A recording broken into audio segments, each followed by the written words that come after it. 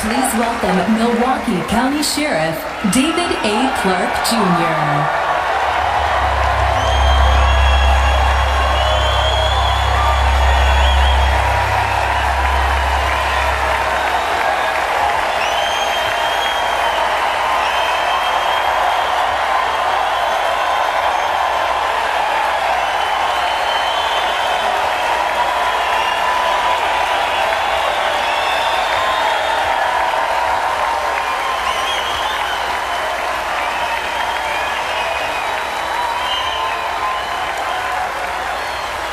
Thank you.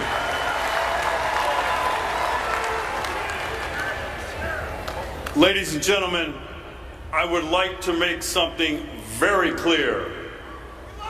Blue lives matter in America.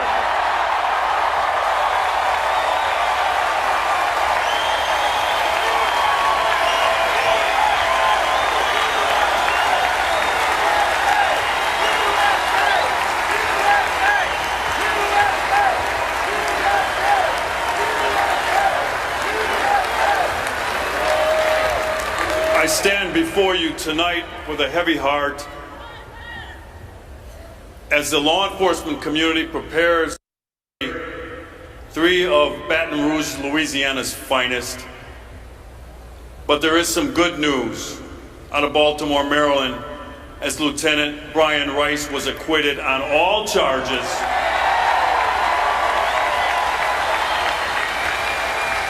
In the malicious prosecution of activist State's Attorney Marilyn Mosby.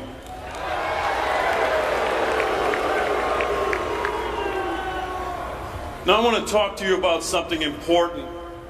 Indeed, a concept that 5 law enforcement officers were murdered and 9 more were wounded for earlier this month, and for which 3 more were murdered 2 days ago in Baton Rouge, Louisiana.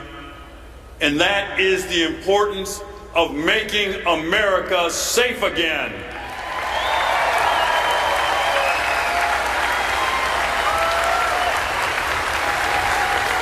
You see, I believe that this noble mission is not just a requirement, but a prerequisite for achieving this campaign's goal of making America great again.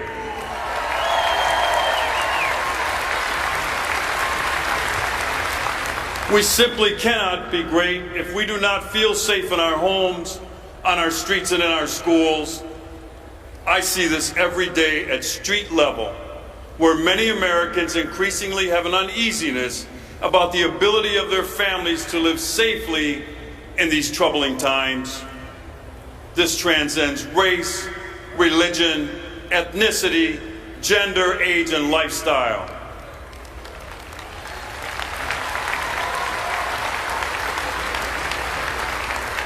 And if you don't believe it, a recent Gallup poll confirms it.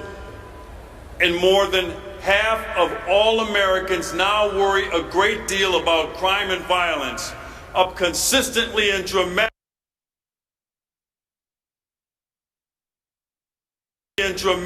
from just a few years ago. And for African Americans, that number is 70%. Sadly, for a growing number of communities, the sense of safety that many of us once took for granted has been shattered. Americans don't always feel safe, no matter if they are working in a big city, living in a suburb, or rural areas all around this great country. I often tell residents of Milwaukee and the city and towns that I visit that safety is a shared endeavor. It starts with the willing acceptance of people to play by society's rules. A code, if you will, where we collectively agree upon that ensures stability, fairness, and respect. It is built on a foundation of trust in each other and in the people who administer and enforce society's rules, which at its foundation is the rule of law.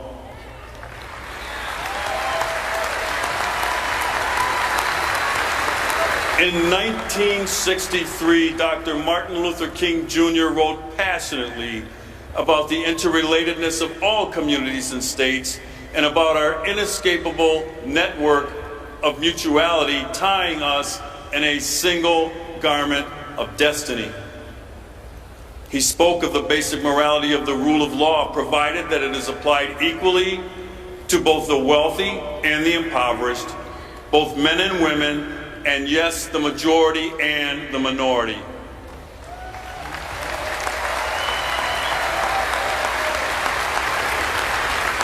What we witnessed in Ferguson, in Baltimore, and Baton Rouge was a collapse of the social order.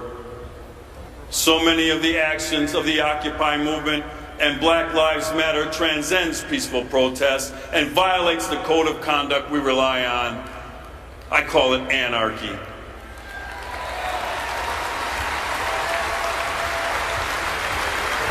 You see, American law enforcement officers understand that race is and has been a heated issue in our country. Most appreciate the vital need for thoroughness and transparency and pursuit of the greater good in their actions and in their investigations. These are truths that are self-evident to me and which I practice, and they are the truths that Donald Trump understands and supports.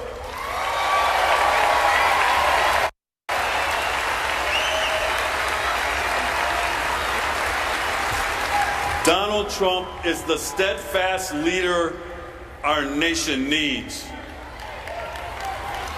He has spoken passionately to me of his belief in our American system of justice, and he speaks to the values that are at the foundation of our social contract.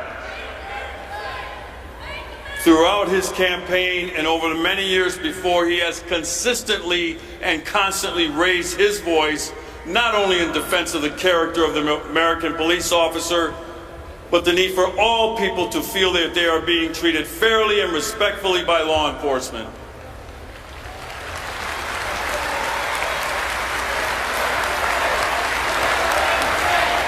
You see, Donald Trump understands that what can make our nation safe again is a recommitment to a system of justice in which no government official, not even those who have fought their way to the marble and granite halls of Washington, no private citizen, no elected official, even Hillary Clinton, and no group of people, despite the fervor with which they press forward their grievances, can claim privilege above the law. It cannot happen in the United States.